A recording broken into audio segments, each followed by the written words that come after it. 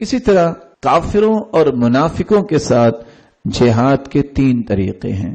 پہلا طریقہ جاہد المشرکین بألسنتکم، زبانوں سے جہاد، حق بولو، ان کا ظلم بیان کرو، وانفسکم، اپنی جانوں سے جہاد، زبان اور جان، واموالکم، اپنے مالوں سے جہاد، وایدیکم، اور پھر اپنے ہاتھوں سے جہاد۔ تو رسول اکرم صلی اللہ علیہ وآلہ وسلم نے سنن ابی داؤد اور نسائی کی یہ جو روایت ہے، اس میں 4 طریقے بتائے ہیں کہ آپ کافروں کے ساتھ جہاد زبان سے بھی کر سکتے ہیں، اس طرح منافق بھی اس میں شامل ہیں۔ اسی طرح آپ زبان کے ساتھ ساتھ مال خرچ کر سکتے ہیں، مال کے ساتھ ساتھ آپ اپنے ہاتھ سے جہاد کر سکتے ہیں، آپ لکھ سکتے ہیں اور ہاتھ سے لڑائی کر سکتے ہیں، اپنی جان کا نذرانہ پیش کر سکتے ہیں اس حق کو بلند کرنے کے لیے۔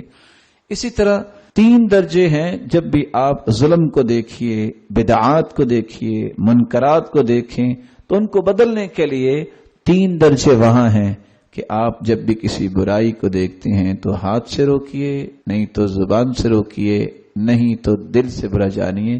تو یہ 13 مراتب ہے۔ آخری مرتبہ ہے ہاتھ میں تلوار اٹھانا، یا آج کل تلوار کی جگہ پہ اسلحہ ہے، یہ آخری مرتبہ ہے، یہ آخری درجہ ہے۔ پہلے تمام درجوں کو بھی اختیار کرنا چاہیے۔ یہ بات یاد رکھنی چاہیے کہ جہاد کے 13 مراتب ہیں۔ جہاد بالنفس، نفس کے ساتھ جہاد جو ہے وہ انسان 4 طریقوں سے کرتا ہے۔ علم سیکھنا، عمل کرنا، اس کی دعوت آگے پہنچانا، اور دعوتی میدان میں جو مشکلات آئے انہیں برداشت کرنا۔ یہ جہاد بالنفس ہے، نفس کے ساتھ جہاد کے 4 مرتبے ہیں۔ اسی طرح شیطان کے ساتھ جہاد کرنا، اس کے 2 مرتبے ہیں۔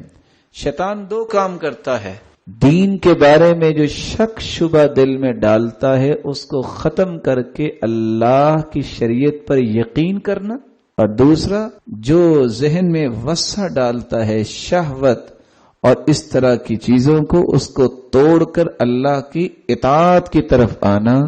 یہ جب تک شیطان کے 2 درجے جو ہیں اس کو توڑا نہیں جاتا، شیطان کے ساتھ جہاد نہیں کیا جاتا، انسان کوئی دوسرے کام نہیں کر سکتا۔ تو شیطان کے ساتھ جہاد کیا جاتا ہے، کتنے اس کے طریقے ہیں؟ سب سے پہلے جو اللہ کے بارے میں، رسول اور شریعت کے بارے میں وہ شک شبہ پیدا کرتا ہے، اس شک کو ختم کر کے کیا کرنا؟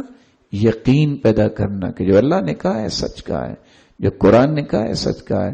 اور دوسرا جو غلط ارادے، غلط نیتیں، اس طرح کی وس سے شہوت کی سوچیں جو ڈالتا ہے، اس کو جب تک انسان توڑتا نہیں ہے، اللہ کی اطاعت کی طرف نہیں آتا، اس وقت تک وہ جہاد کے لیے تیار نہیں ہوتا۔